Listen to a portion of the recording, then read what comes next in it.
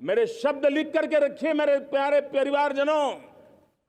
इस कालखंड में जो हम करेंगे, जो कदम उठाएंगे, जितना त्याग करेंगे, तपस्या करेंगे, सर्वजन हिताय सर्वजन सुखाय, एक के बाद एक फैसले लेंगे, आने वाले 1000 साल का देश का स्वर्णिम इतिहास उससे अंकुरित होने वाला है। इस कालखंड में होने वाली घटनाएं आगामी 1000 साल के लिए इसका प्रभाव पैदा करने वाली है। हमारा सौभाग्य है, कुछ ऐसी चीजें हमारे पास हैं जो हमारे पूर्वजों ने हमें विरासत में दी है और वर्तमान कालखंड ने गढ़ी है। आज हमारे पास डेमोग्राफी है, आज हमारे पास डेमोक्रेसी है, आज हमारे पास डाइवर्सिटी है। डेमोग्राफी, डेमोक्रेसी और डाइवर्सिटी की ये त्रिवेणी भारत के हर सपने को साकार करने का सामर्थ्य रखती। हम जो भी करेंगे, हम जो भी कदम उठाएंगे, हम जो भी फैसला लेंगे, वो अगले 1000 साल तक अपनी दिशा निर्धारित करने वाला है, भारत के भाग्य को लिखने वाला है। मैं आज मेरे देश के नौजवानों को, मेरे देश की बेटे बेटियों को ये जरूर कहना चाहूंगा, जो सौभाग्य आज मेरे युवाओं को मिला है, ऐसा सौभाग्य शायद ही किसी के नसीब होता है जो आपके नसीब हुआ है। और इसलिए हमें ये गंवाना नहीं है। युवा शक्ति पर मेरा भरोसा है, युवा शक्ति में सामर्थ्य है और हमारी नीतियां, हमारी रीतियां भी उस युवा सामर्थ्य को और बल देने के लिए है। अब देश में 10,000 जन औषधि केंद्र से हम 25,000 जन औषधि केंद्र का लक्ष्य लेकर के आने वाले दिनों में काम करने वाले हैं। मेरे प्यारे परिवारजनों, जब देश में गरीबी कम होती है तो देश की मध्यम वर्ग की ताकत बहुत बढ़ती है। और अगर दुनिया में, और मैं आपको विश्वास दिलाता हूं, आने वाले 5 साल में मोदी का गारंटी है, देश पहले 3 वैश्विक इकोनॉमी में अपना जगह ले लेगा। ये पक्का जगह ले लेगा। आज जो 13.5 करोड़ गरीबी से बाहर आए हुए लोग हैं, वो एक प्रकार से मध्यम वर्ग की ताकत बन जाते हैं। जब गरीब की खरीद शक्ति बढ़ती है तो मध्यम वर्ग की व्यापार शक्ति बढ़ती है। जब गांव की खरीद शक्ति बढ़ती है तब कस्बे और शहर की आर्थिक व्यवस्था और तेज गति से दौड़ती है। और यही इंटरकनेक्टेड हमारा अर्थचक्र होता है। हम उसको बल देकर के आगे चलना चाहते हैं। मेरे प्यारे परिवारजनों, शहर के अंदर जो कमजोर लोग रहते हैं, बिना घर को मुसीबत रहती है, मध्यम वर्ग के परिवार अपना खुद का घर का सपना देख रहे हैं, हम उसके लिए भी आने वाले कुछ सालों के लिए एक योजना लेकर के आ रहे हैं। और जिसमें ऐसे मेरे परिवारजन जो शहरों में अपना घर, शहरों में रहते हैं लेकिन किराए के मकान पे रहते हैं, झुग्गी झोपड़ी में रहते हैं, चाल में रहते हैं, अनऑथराइज्ड कॉलोनीज में रहते हैं, ऐसे मेरे परिवारजन अगर अपना मकान बनाना चाहते हैं तो बैंक से जो लोन मिलेगा उसके ब्याज के अंदर राहत दे करके लाखों रुपयों की मदद करने का हमने निर्णय किया है। मेरे प्यारे परिवारजनों, आज 10 करोड़ महिलाएं विमेन सेल्फ हेल्प में जुड़ी हुई है। और विमेन सेल्फ हेल्प ग्रुप के साथ आप गांव में जाएंगे तो आपको बैंक वाली दीदी मिलेगी, आपको आंगनवाड़ी वाली दीदी मिलेगी, आपको दवाई देने वाली दीदी मिलेगी और अब मेरा सपना है 2 करोड़ लखपति दीदी बनाने का, गांव में 2 करोड़ लखपति दीदी, और इसके लिए एक नया अभिगम भेजा। साइंस और टेक्नोलॉजी, हमारे गांव की महिलाओं का भी सामर्थ्य देखता हूं मैं, और इसलिए हम एक नई योजना सोच रहे हैं कि हमारे एग्रीकल्चर सेक्टर में टेक्नोलॉजी आए, एग्री टेक को बल मिले। इसलिए विमेन सेल्फ हेल्प ग्रुप की बहनों को हम ट्रेनिंग देंगे, ड्रोन चलाने की, ड्रोन रिपेयरिंग की हम ट्रेनिंग देंगे, और हजारों ऐसे विमेन सेल्फ हेल्प ग्रुप को भारत सरकार ड्रोन देगी, ट्रेनिंग देगी, और हमारे एग्रीकल्चर के काम में ड्रोन की सेवाएं उपलब्ध हो। इसके लिए हम शुरुआत करेंगे।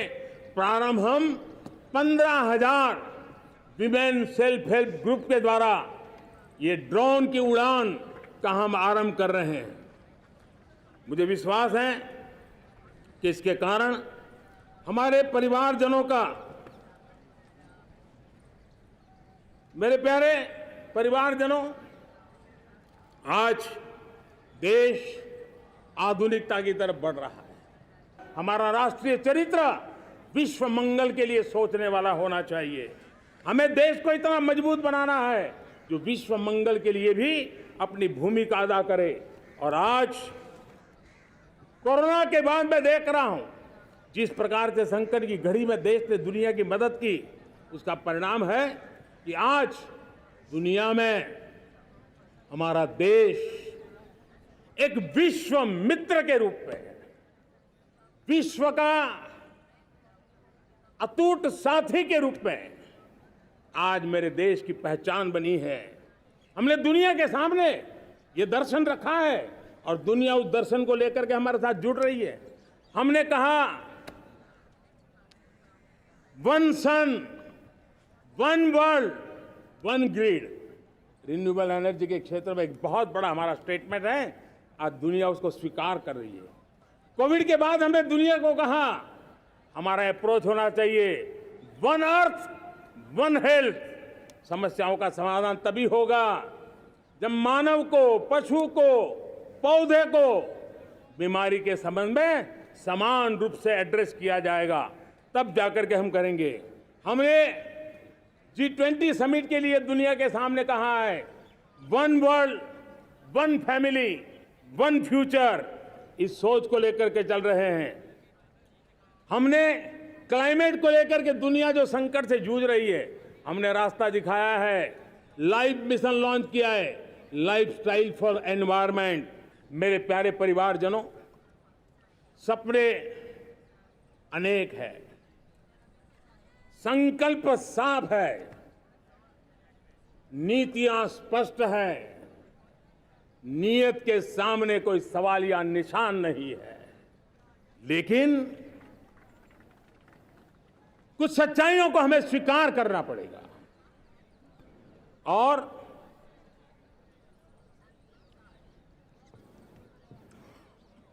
उसके समाधान के लिए मेरे प्रिय परिवारजनों, मैं आज लाल किले से आपकी मदद मांगने आया हूं। मैं लाल किले से आपके आशीर्वाद मांगने आया हूं, क्योंकि पिछले सालों मैंने देश को जो समझा है, देश की आवश्यकताओं को जो मैंने परखा है, और अनुभव के आधार पर मैं कह रहा हूं कि आज गंभीरतापूर्वक उन चीजों को हमें लेना होगा। आजादी के अमृतकाल में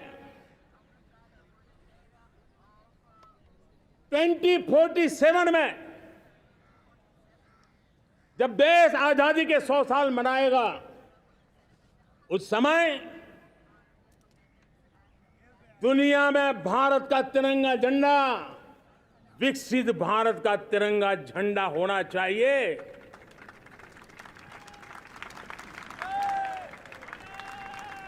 रत्ती भर भी हमें रुकना नहीं है, पीछे नहीं हटना है। और इसके लिए शुचिता, पारदर्शिता और निष्पक्षता ये पहली मजबूती की जरूरत है। हमें उस मजबूती को जितना ज्यादा खाद पानी दे सकते हैं, संस्थाओं के माध्यम से दे सकते हैं, नागरिक के नाते दे सकते हैं, परिवार के नाते दे सकते हैं, ये हमारा सामूहिक दायित्व होना चाहिए। और इसलिए पिछले 75 साल का इतिहास देखिए, भारत के सामर्थ्य में कोई कमी नहीं थी। अरे जो देश कभी सोना की चिड़िया कहा जाता था, वो देश क्यों न फिर से उस सामर्थ्य को लेकर के खड़ा हो सकता है। मेरा अटूट विश्वास है साथियों, मेरे प्रिय परिवारजनों, मेरा अखंड अटूट एक निष्ठ विश्वास है कि 2047 में जब देश आजादी के 100 साल मनाएगा, मेरा देश विकसित भारत बन के रहेगा।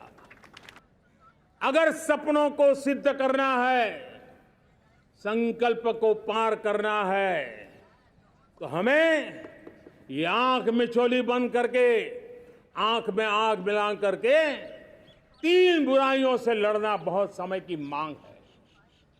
हमारे देश की सारी समस्याओं की जड़ में भ्रष्टाचार ने दिमक की तरह देश की सारी व्यवस्थाओं को, देश के सामर्थ्य को पूरी तरह नोच लिया है।